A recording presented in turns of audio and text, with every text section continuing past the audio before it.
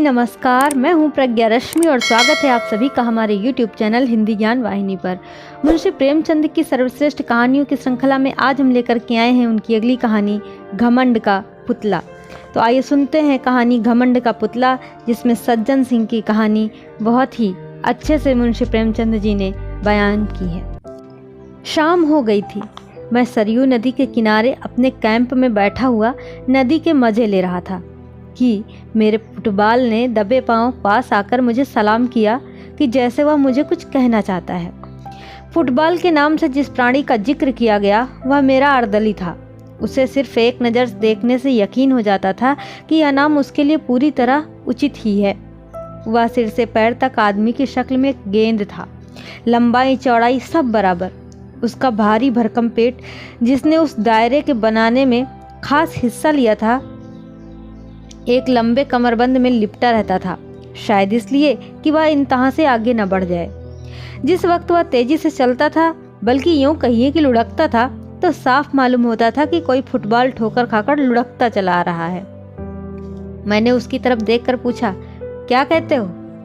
इस पर फुटबॉल ने ऐसी सूरत बनाई कि जैसे कहीं से पिट कर आया है और बोला, हुजूर, अभी तक यहाँ रसद का कोई इंतजाम नहीं हुआ। जमींदार साहब कहते हैं कि मैं किसी का नौकर नहीं हूँ। मैंने इस निगाह से देखा कि जैसे मैं और ज्यादा नहीं सुनना चाहता। यह असंभव था कि एक मजिस्ट्रेट की शान में जमींदार से ऐसी गुस्ताखी होती। यह मेरे हाकिमाना गुस्से को भड़काने की एक बदतमीज कोशिश थी। मैंने पूछा, जमींदार कौन है? फुटबॉल की बाहें खिल गईं। बोला, क्या कहूँ, कुंवर सज्जन सिंह है। हुजूर, बड़ा ढीठ आदमी है। रात होने को आई है और अभी तक हुजूर के सलाम को भी नहीं आया। घोड़ों के सामने न घास है न दाना। लश्कर के सब आदमी भूखे बैठे हुए हैं। मिट्टी का एक बर्तन भी नहीं भेजा। मुझे जमींदारों से रात दिन साबका रहता था, मगर यह शिकायत कभी सुनने में नहीं आई थी। इसके विपरीत वह मेरी खातिर तवाज़ो में ऐसी जामफिशानी से काम लेते थे जो उनके स्वाभिमान के लिए ठीक न थी। उनमें दिल खोलकर आतिथ्य सत्कार करने का भाव तनिक भी न होता था। न उसमें शिष्टाचार था, न वैभव का प्रदर्शन जो ऐब है। इसके बजाय वहाँ बेजा रसूख की फिक्र और स्वार्थ की हवस साफ दिखाई देती थी, और इस रसूख बनाने की कीमत काव्योचित अतिशयोक्ति के साथ उन गरीबों से वसूल की जाती थी जिनका बेकसी के सिवा और कोई हाथ पकड़ने वाला था ही नहीं। उनके बात करने के ढंग में वह मुलामियत और आजिजी बढ़ती जाती थी जिसका स्वाभिमान से पूर्णतया बैर है। और अक्सर ऐसे मौके आते थे जब इन खातिरदारियों से तंग होकर दिल चाहता था कि काश इन खुशामदी आदमियों की सूरत भी न देखनी पड़ती। मगर आज अपने फुटबॉल की जवान से यह कैफियत सुनकर मेरी जो हालत हुई, उसने साबित कर दिया कि रोज रोज की खातिरदारियों और मीठी मीठी बातों ने मुझ पर असर किए बिना नहीं छोड़ा था। मैं यह हुक्म देने वाला ही था कि कुंवर सज्जन सिंह को हाजिर करो कि एकाएक मुझे ख्याल आया, इन मुफ्तखोर चपरासियों के कहने पर एक प्रतिष्ठित आदमी को अपमानित करना न्याय नहीं है।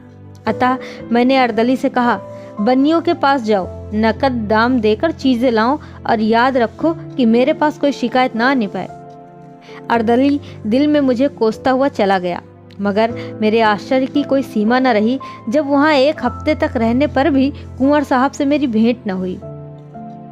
अपने आदमियों और लश्कर वालों की जबान से कुंवर साहब की ढिठाई, घमंड और हेकड़ी की कहानियां रोज सुना करता, और मेरे दुनिया देखे हुए पेशकार ने ऐसे अतिथि सत्कार शून्य गांव में पड़ाव डालने के लिए मुझे कई बार इशारों से समझाने बुझाने की कोशिश की। गालिबान में मैं पहला आदमी था जिससे यह भूल हुई थी, और अगर मैंने जिले के नक्शे के बदले लश्कर वालों से अपने दौरे का प्रोग्राम बनाने में मदद ली होती तो शायद इस अप्रिय अनुभव की नौबत ही ना आती। लेकिन कुछ अजब बात थी कि उन कुंवर साहब को बुरा भला कहना मुझ पर उल्टा असर ही डालता था। यहाँ तक कि मुझे उस आदमी से मुलाकात करने की इच्छा पैदा हुई जो सर्वशक्तिमान अफसरों से इतना ज्यादा अलग अलग रह सकता है। सुबह का वक्त था। मैं गढ़ी में गया। नीचे सरयू नदी लहरें मार रही थी। उस पार साखू का जंगल था, मीलों तक बादामी रेत, उन पर खरबूजे और तरबूज की क्यारियां थी, पीले पीले फूलों से लहलहाती हुई। बगुलों और मुर्गाबियों के गोल बैठे हुए थे। सूर्य देवता ने जंगलों से सिर निकाला। लहरें जगमगाई और पानी में तारे निकल पड़े। बड़ा सुहाना और आत्मिक उल्लास देने वाला दृश्य था। मैंने खबर करवाई और कुंवर साहब के दीवान खाने में दाखिल हुआ। लंबा चौड़ा कमरा था, फर्श बिछा हुआ था। सामने मसनद पर एक बहुत लंबा तगड़ा आदमी बैठा था। सर के बाल मुड़े हुए, गले में रुद्राक्ष की एक माला, लाल लाल आंखें, ऊंचा माथ, पुरुषोचित अभिमान की इससे अच्छी तस्वीर हो ही नहीं सकती थी। चेहरे से रौब-दाब बरसता था। कुंवर साहब ने मेरे सलाम को इस अंदाज से लिया कि जैसे वह इसके आदी हैं। मसनद से उठकर उन्होंने बहुत बड़प्पन के ढंग से मेरी अगवानी की, खैरियत पूछी और इस तकलीफ के लिए मेरा शुक्रिया अदा करने के बाद इतर और पान से मेरी तवज्जो की। तब वह मुझे अपनी उस गढ़ी की सैर कराने चले जिसने किसी ज़माने में ज़रूर आसफुद्दौला को जिच किया होगा, मगर इस वक्त बहुत टूटी फूटी हालत में थी। यहाँ के एक एक रोड़े पर कुंवर साहब को नाज था। उनके खानदानी बड़प्पन और रोब-दाब का जिक्र उनकी ज़बान से सुनकर विश्वास न करना असंभव था। उनका बयान करने का ढंग यकीन को मजबूत करता था और वे उन कहानियों के सिर्फ पासबान ही न थे, बल्कि वह उनके ईमान का हिस्सा थी और जहाँ तक उनकी शक्ति में था उन्होंने अपनी आन निभाने में कभी कसर नहीं की। कुंवर सज्जन सिंह खानदानी रईस थे। उनकी वंश परंपरा यहाँ वहाँ टूटती हुई अंत में किसी महात्मा ऋषि से जाकर मिल जाती थी। उन्हें तपस्या और भक्ति और योग कोई दावा न था, लेकिन इसका गर्व उन्हें अवश्य था कि वे एक ऋषि की संतान है। पुरखों के जंगली कारनामे भी उनके लिए गर्व का कुछ कम कारण न थे। इतिहास में उनका कहीं जिक्र न हो, मगर खानदानी भाट ने उन्हें अमर बनाने में कोई कसर नहीं रखी थी। और अगर शब्दों में कुछ ताकत है तो यह गढ़ी रोहतास या कालिंजर के किलों से भी आगे बढ़ी हुई थी। कम से कम प्राचीनता और बर्बादी के बाह्य लक्षणों में तो उसकी मिसाल मुश्किल से मिल सकती थी, क्योंकि पुराने जमाने में चाहे उसने मुहासरों और सुरंगों को हेय समझा हो, लेकिन इस वक्त वह चींटियों और दीमकों के हमलों का भी सामना न कर सकती थी। कुंवर सज्जन सिंह से मेरी भेंट बहुत संक्षिप्त थी, लेकिन इस दिलचस्प आदमी ने मुझे हमेशा के लिए अपना भक्त बना लिया। बड़ा समझदार, मामले को समझने वाला, दूरदर्शी आदमी था। आखिर मुझे भी तो उसका बिन पैसों का गुलाम जो बनना था। बरसात में सरयू नदी इस जोर शोर से चढ़ी कि हजारों गांव बर्बाद हो गए। बड़े बड़े तनावर दरख्त तिनकों की तरह बहते चले जाते थे। चारपाइयों पर सोते हुए बच्चे और औरतें, खूंटे पर बंधे हुए गाय और बैल उसकी गरजती हुई लहरों में समा गए। खेतों में नाव चलती थी। शहर में उड़ती हुई खबरें पहुंची तो सहायता के प्रस्ताव पास हुए। सैकड़ों ने सहानुभूति और शोक के अर्जेंट तार जिले के बड़े साहब की सेवा में भेजे। टाउन हॉल में कौमी हमदर्दी की पुरजोर सदाएं उठी और उस हंगामे में बाढ़ पीड़ितों की दर्द भरी पुकारें दब गईं। सरकार के कानों में फरियाद पहुंची। एक जांच कमीशन तैनात किया गया। जमींदारों को हुक्म हुआ कि वे कमीशन के सामने अपने नुकसानों को विस्तार से बताएं और उसके सबूत दें। शिवरामपुर के महाराजा साहब को इस कमीशन का सभापति बनाया गया। जमींदारों में रेल पेल शुरू हुई। सबके नसीब जाग गए। नुकसान के तखमीने का फैसला करने में काव्य बुद्धि से काम लेना पड़ा। सुबह से शाम तक कमीशन के सामने एक जमघट रहता। ऑनरेबल महाराजा साहब को सांस लेने की फुर्सत न थी।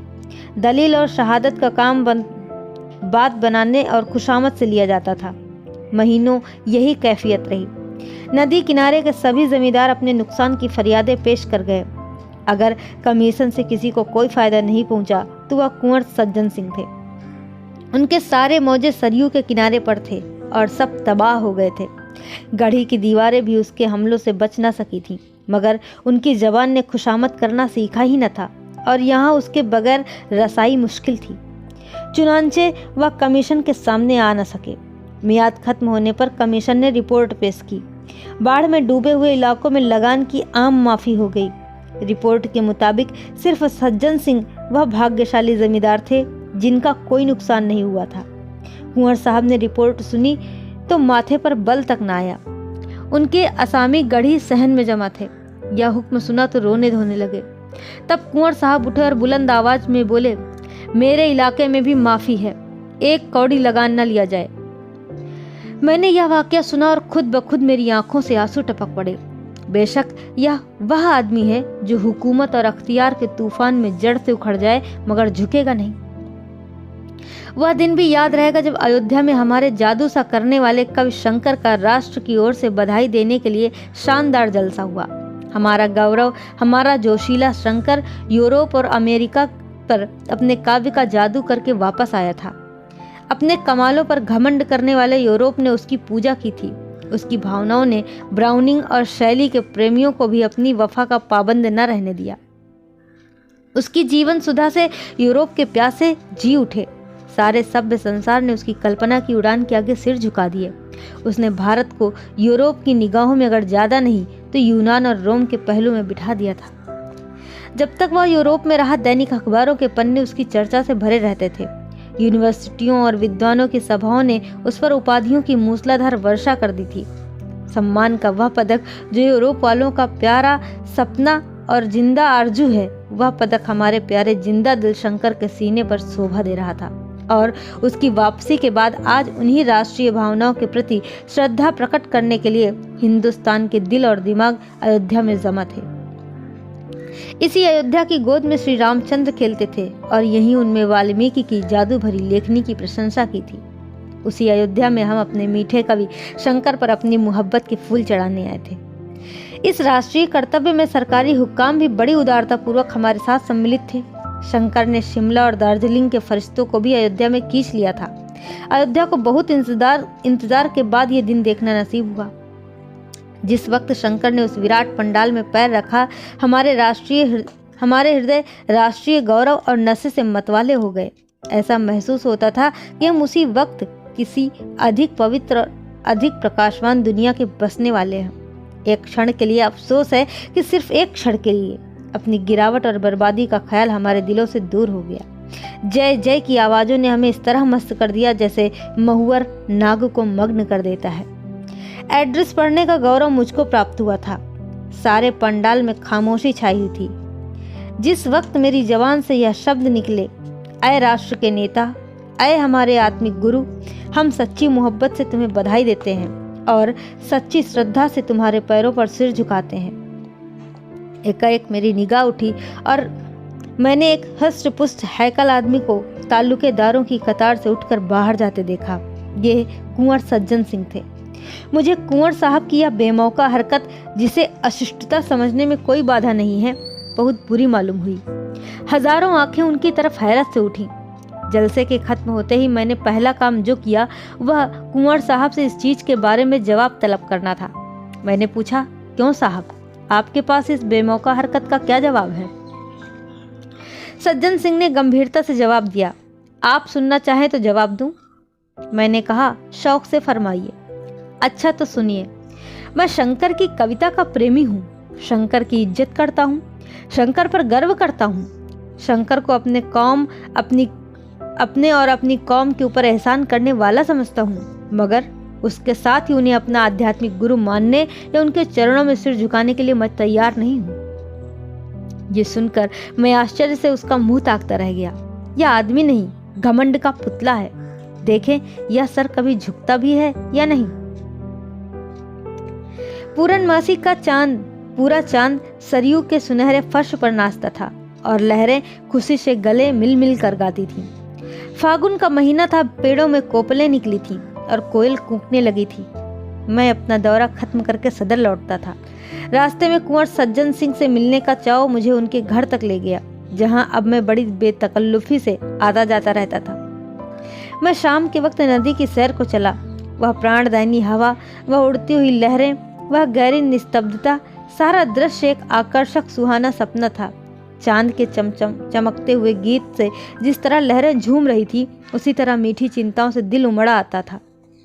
मुझे ऊंचे कगार पर एक पेड़ के नीचे कुछ रोशनी दिखाई दी। मैं ऊपर चढ़ा। वहां बरगद की घनी छाया में एक धूनी जल रही थी। उसके सामने एक साधु पैर फैलाए बरगद की एक मोटी जटा के सहारे लेटे हुए थे। उनका चमकता हुआ चेहरा आग की चमक को लजाता था। नीले तालाब में कमल खिला हुआ था। उनके पैरों के पास एक दूसरा आदमी बैठा हुआ था। उसकी पीठ मेरी तरफ थी। वह उस साधु के पैरों पर अपना सिर रखे हुए था, पैरों को चूमता था और आंखों से लगाता था। साधु अपने दोनों हाथ उसके सिर पर रखे हुए थे। कि जैसे वासना धैर्य और संतोष के आंचल में आश्रय ढूंढ रही हो। भोला लड़का माँ बाप की गोद में आ बैठा था। एकाएक वह झुका हुआ सर उठा और मेरी निगाह उसके चेहरे पर पड़ी। मुझे सकता सा हो गया। यह कुंवर सज्जन सिंह थे। वह सर जो झुकना ना जानता था इस वक्त जमीन चूम रहा था। वह माथा जो एक ऊंचे मनसबदार के सामने न झुका, जो एक प्रतापी वैभवशाली महाराजा के सामने न झुका, जो एक बड़े देश प्रेमी कवि और दार्शनिक के सामने न झुका, इस वक्त एक साधु के कदमों पर गिरा हुआ था। घमंड वैराग्य के सामने सिर झुकाए खड़ा था। मेरे दिल में इस दृश्य से भक्ति का एक आवेग सा पैदा हुआ। आंखों के सामने से एक पर्दा सा हटा और कुंवर सज्जन सिंह का आत्मिक स्तर दिखाई दिया। मैं कुंवर साहब की तरफ चला। उन्होंने मेरा हाथ पकड़कर अपने पास बिठाना चाहा, लेकिन मैं उनके पैरों से लिपट गया और बोला, मेरे दोस्त, मैं आज तक तुम्हारी आत्मा के बड़प्पन से बिल्कुल बेखबर था। आज तुमने मेरे हृदय पर उसको अंकित कर दिया कि वैभव और प्रताप, कमाल और शोहरत ये सब घटिया चीजें हैं, भौतिक चीजें हैं। वासनाओं में लिपटे हुए लोग इस योग्य नहीं कि हम उनके सामने भक्ति से सिर झुकाएं। वैराग्य और परमात्मा से दिल लगाना ही वे महान गुण हैं जिनकी ड्योढ़ी पर बड़े बड़े वैभवशाली और प्रतापी लोगों के सिर भी झुक जाते हैं। यही वह ताकत है जो वैभव और प्रताप को अपने पैरों पर गिरा सकती है। ऐ तपस्या के एकांत में बैठने वाली आत्माओं, तुम धन्य हो कि घमंड के पुतले भी तुम्हारे पैरों की धूल को माथे पर चढ़ाते हैं। कुंवर सज्जन सिंह ने मुझे छाती से लगाकर कहा, मिस्टर वागले, आज आपने मुझे सच्चे गर्व का रूप दिखा दिया और मैं कह सकता हूँ कि सच्चा गर्व प्रार्थना से कम नहीं। विश्वास मानिए, मुझे इस वक्त ऐसा मालूम होता है कि गर्व में भी आत्मिकता को पाया जा सकता है। आज मेरे सिर में गर्व का जो नशा है वह कभी नहीं था। तो ये कहानी यहीं पर समाप्त होती है। आशा करते हैं आपको ज़रूर अच्छी लगी होगी। ऐसी ही बेहतरीन कहानियों को सुनने के लिए हमारे साथ जुड़े रहिए। और आपने अभी तक हमारे चैनल को सब्सक्राइब नहीं किया है तो कृपया हमारे चैनल को लाइक, शेयर और सब्सक्राइब जरूर कर लें। बेल आइकन को प्रेस करना बिल्कुल ना भूलें, जिससे कि आपको आने वाली बेहतरीन कहानियाँ समय पर और सबसे पहले मिल सकें।